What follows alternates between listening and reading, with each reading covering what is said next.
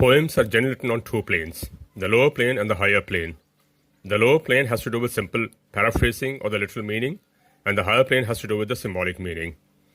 Now, this poem is all about making choices at some or the other point in life and what their consequences can be. Many a times we are faced with dilemma when it comes to making a choice, especially when the options before us are equally good or equally bad.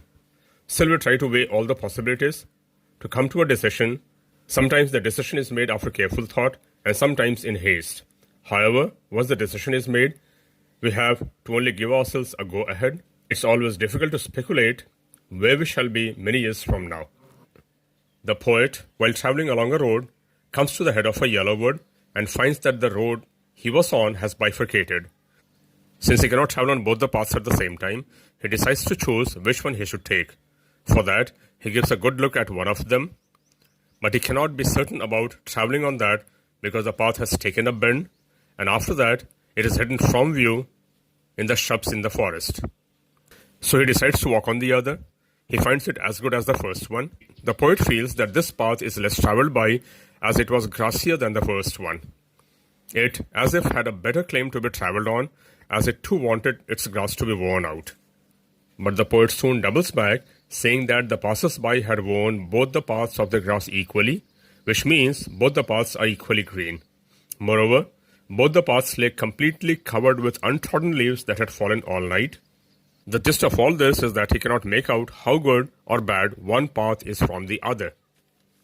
And that is why he says that he would come back to travel on the first path sometime later, though he is aware that once he starts traveling on one path, it will lead him to another, and so on and so forth, taking him so far away that it will be difficult for him to return. So it seems that the poet has taken a hasty or an impulsive decision.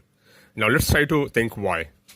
You must have noticed that the wood or the jungle is mentioned as being yellow, and both the paths are carpeted with fallen leaves. This is because it is autumn. Now, let me tell you, different seasons are symbolic of different stages of our lives. Spring is symbolic of birth or childhood, summer of youth, autumn of old age, and winter of death. So, autumn symbolizes that the poet is making a choice in the evening of his life, and since he doesn't have much time left, his decision is made in haste. It is also to be noted that all this time the poet has been standing at the fork. He reflects now itself what his position will be at the end of his journey. He says that many years from now, it will be with a sigh that he shall be telling how his life is different from the others since he took the less traveled path. Now, a sigh can be one of relief or of regret. What the poet means is that if his choice puts him in a better position than the ones who took the other path, it will be a sigh of content or satisfaction. Otherwise, the sigh will be one of regret or sadness. So no one can decide whether the difference mentioned in the end is glorious or disappointing or neither.